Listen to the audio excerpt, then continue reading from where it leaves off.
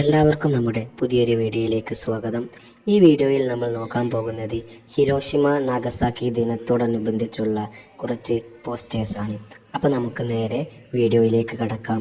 അതിനു മുമ്പ് എൻ്റെ ചാനൽ ഇതുവരെ സബ്സ്ക്രൈബ് ചെയ്യാത്തവരുണ്ടെങ്കിൽ ഒന്ന് സബ്സ്ക്രൈബ് ചെയ്യുക.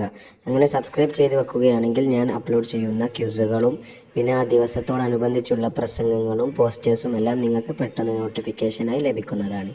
അപ്പോൾ നമുക്ക് വീഡിയോയിലേക്ക് കടക്കാം.